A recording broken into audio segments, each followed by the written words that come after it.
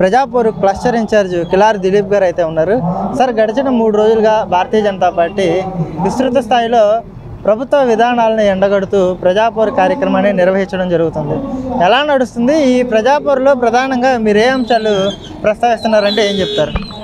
ఇవాళ 5 ఏళ్ల జగన్మోహన్ రెడ్డి గారి పాలన సమాప్తం అయ్యే సందర్భంగా మనం చూసినట్టయితే ఆయన ఏం సాధించాడు, రాష్ట్రానికి ఏమి ఇచ్చాడు, రాష్ట్రం పరిస్థితి ఏంటి ఇవాళ అని చెప్పి మేము దాన్ని సమీక్షించి దాని రిజల్ట్ ఏంటనేది ఇవాళ ప్రజల దగ్గరికి తీసుకెళ్తున్నాం. ప్రజాపోరు పేరుతో రాష్ట్ర అధ్యక్షురాలు పురంధేశ్వరి గారు పిలుపు మేరకి ఈ ప్రజాపోరు ప్రజల దగ్గరికి మేమందరం మా ప్రచార రథంలో వచ్చి పెద్ద ఎత్తున ప్రజలు దీనికి స్పందిస్తున్నారు.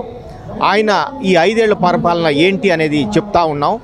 అది 10 లక్షల కోట్ల అప్పులే కానీ, అలానే యువతకి ఎటువంటి ఉద్యోగాలు లేకపోవటం, సెంటర్ ఇచ్చిన స్కీమ్స్ ఈడబ్ల్యూఎస్ ఏదైతే అగ్రకులాలకి పేద వర్గాలకి వాళ్ళలో కూడా పేదవారు ఉండి వాళ్ళకు ఒక 10% ఏదైతే నరేంద్ర మోడీ గారు వారికి రిజర్వేషన్స్ ఇచ్చారో అది కూడా మన రాష్ట్రంలో అమలుపరచకపోవటం, ఇళ్ళు 24 లక్షలు ఇచ్చి దాంట్లో కూడా ప్రజలకి ఏమాత్రం కూడా అందనివ్వకుండా చేయటం, ఇటువంటి ఆయన అవకతవకలు ప్రజలకి అసలు సెంటర్ నుంచి కూడా వచ్చిన నిధులు కూడా అందనివ్వకపోవటం, ఆయన లిక్కరు అట్లానే గాంజాయి, ఎర్రచందనం, శాండు, మైనింగ్ మాఫియాలు ఏ విధంగా నడుపుతున్నాడు అనేది కూడా ప్రజల చెంతకు మేము తీసుకెళ్ళి రాష్ట్రంలో ఎటువంటి క్యాపిటల్ ఇన్వెస్ట్మెంటు లేకుండా, ఉద్యోగాలు లేకుండా యువత చనిపోవటం, ఇది 53% ఈ 5 ఏళ్లలో క్రైమ్ ఇంక్రీజు ఆంధ్రప్రదేశ్లో ఏ విధంగా జరిగిందో అట్లానే ప్రతి 8 గంటలకి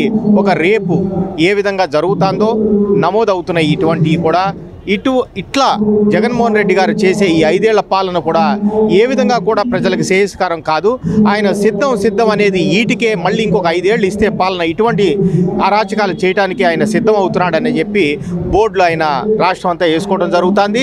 ఇటువంటి సిద్ధానికి ప్రజలు సరైన తీర్పు ఇవ్వాలని చెప్పి కూడా నేను ఇవాళ కోరుకుంటూ భారతీయ జనతా పార్టీ తరఫు నుంచి మేము ప్రజల చెంతకు చేరి వారికి నరేంద్ర మోడీ గారు పెద్ద ఎత్తున వారికి ఇచ్చే సంక్షేమ పథకాలే కానీ, అసలు రాష్ట్రంలో ఆయన ఇచ్చిన నిధులే కానీ, సెంట్రల్ ఇన్స్టిట్యూషన్స్ కానీ అనేక 12 సెంట్రల్ ఇన్స్టిట్యూషన్స్ ఇవ్వడం జరిగింది. ఇవన్నీ కూడా ప్రజల చెంతకు తీసుకొచ్చి జగన్మోహన్ రెడ్డి గారి పాలన మళ్ళీ రాకూడదని ఇక్కడ ఒక్కసారి భారతీయ జనతా పార్టీ మరొక్కసారి కేంద్రంలో నరేంద్ర మోడీ గారి పాలన రావాలని చెప్పి కూడా ప్రజల్ని కోరుకోవడం జరిగింది. అంటే ప్రధానంగా భారతీయ జనతా పార్టీ స్టాండ్ ఏంటి? ఆంధ్రప్రదేశ్లో ఇంకా కొన్ని హామీలను నెరవేర్చలేకపోవడంలో కేంద్ర ప్రభుత్వం వైఫల్యం చెందింది. ఉదాహరణకు చూసుకుంటే ప్రత్యేక హోదా కానివ్వండి, పోలవరం ప్రాజెక్టు కానివ్వండి, విశాఖ రైల్వే జోన్ కానివ్వండి, వీటన్నిటి మీద కూడా కొంత ఆంధ్రప్రదేశ్ ప్రజలు మీ మీద అసహనం వ్యక్తం చేస్తున్న పరిస్థితి. దీనికి మీరేం చెప్తారు సార్? ఇవాళ మీరు చూసినట్టయితే ఒక స్పెషల్ ప్యాకేజ్ ఇవ్వటం జరిగింది. ప్రత్యేక హోదా అనేది ఒట్టి సెంట్రల్లీ స్పాన్సర్డ్ స్కీమ్స్లో 60-40 ఏదైతే రేషియో ఉందో, 60 సెంటర్ ఇవ్వటం, 40 స్టేట్ షేర్ ఏదైతే పెట్టుకోవటం ఉందో అటువంటి షేర్ని 90-10 కేంద్రం ఇవ్వటం, 10% మాత్రమే స్టేట్ గవర్నమెంట్ పెట్టుకుంటుంది.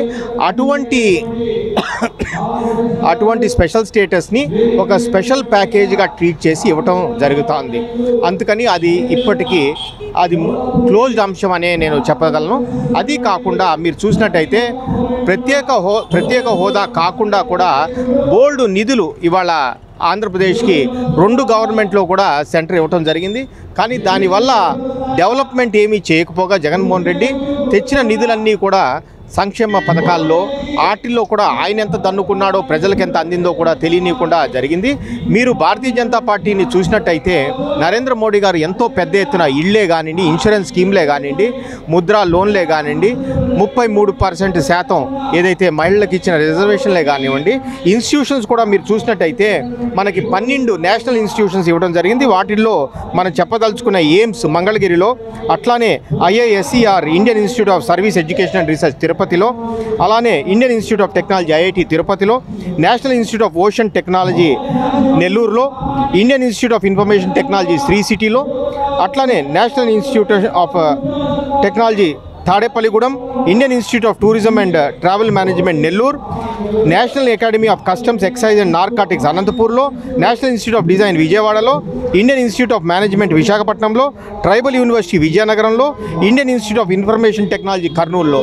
ఈ విధంగా పెద్ద పీఠం నరేంద్ర మోడీ గారు ఆంధ్ర ప్రజల మీద ప్రేమతో ఇవ్వడం జరిగింది. ఇయే కాకుండా పలు నిధులు ఇచ్చారు రాష్ట్రం బాగుపడటానికి.